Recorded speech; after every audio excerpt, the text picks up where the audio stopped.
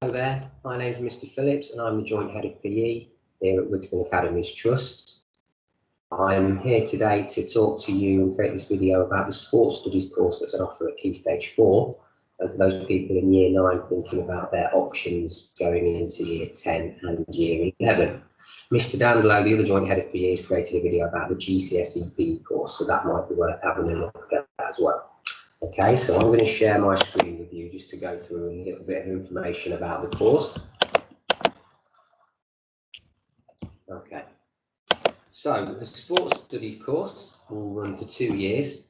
Okay, and this course consists of a total of 4 modules. Now, over those 4 modules, you'll be looking at different topic areas. Contemporary issues in sport is one, the first one on the list there, which is 25% of the overall grading as an exam. We've then got one called Developing Sport Skills, which is another 25% and includes some team, individual sport marks, as well as officiating and a piece of written coursework.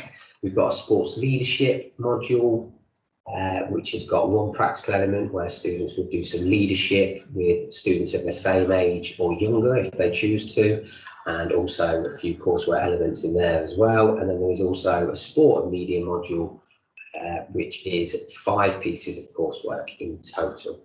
Okay, so quite a nice breadth of ways of being assessed in this course. Now, grade-wise, it's not your usual 1 to 9 like at GCSE. This is similar to sort of like BTEC grades, but this is a national qualification, and the grades that you get marked is either a pass, a merit, or distinction. So we've got that either a level 1, which is the bottom ones along here, okay, or we've got it at a level 2. We want students and aim students to be aiming for a level 2 qualification. So, for example, the pass level 2 here is the same as getting a 4 at GCSE, or in old GCSE grades like a C. Okay, those people that maybe want to move on and do further qualifications in sport when they leave post 16 at 16 years old, we'd want them to be getting sort of a merit level 2, distinction level 2 grade. So after doing the 2-year course, what opportunities could be around for students would be they could move to the college to do one of the 2 courses if they've done well, which is the technicals in sport, which is the natural progression from this first course, or you've got the A-level PE. Now, these 2 courses are great if someone's thinking of maybe getting onto a sports degree at university, or even if they're thinking of going into sort of any type of work, because it shows employers you are a well-rounded person doing a sports course. We've got other courses that are available at different colleges, unfortunately not at Wigston College, which maybe are a little bit more specific and would mean that you're going down certain routes, so sports coaching, sports development, personal training qualifications, or even sport or leisure management. Okay, so you could get onto those type of courses if you've done this sports studies course at Key Stage 4. So, types of jobs that you could go into. I mean, we'd all love to be a professional sports person. That would maybe be one thing that would link nicely, but unfortunately we don't all have those skills maybe. So we're looking at jobs within leisure and fitness, maybe working in leisure centres, running centres, ski centres, maybe a job within education or coaching as a PE teacher or a sports coach at a primary school. There is business jobs within sport that include marketing, as well as journalism. Sports science jobs, so a lot of sports teams take on sports psychologists, sports physiologists, physiotherapists, things like that. We've also got facility staff, so this would be sort of like your groundsman, running of facilities.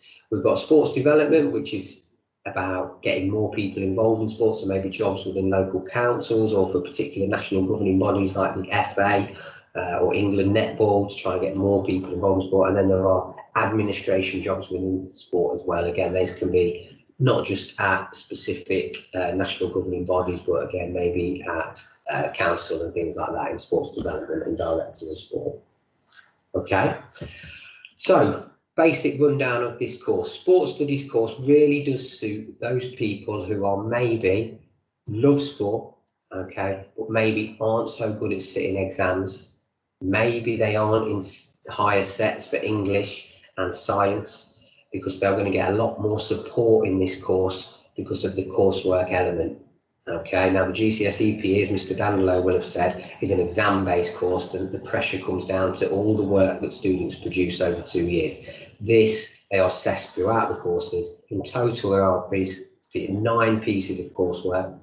They can be redone, they can be added to, there can be quite a lot of input and support from the teacher, okay, in order to get the grades that you would deserve. Like I mentioned, with the practical element, individual sport, team sport, officiating and leadership makes up about a quarter of the course. And there is that one exam that makes it 25%.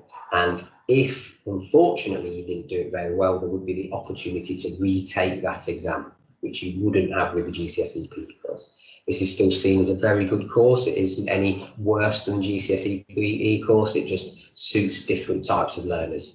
You need good IT skills to do it. You need to be able to meet deadlines and be able to do project work.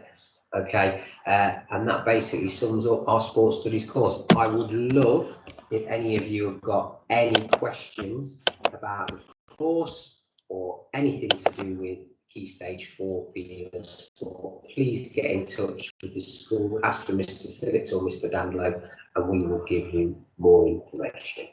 Thanks a lot.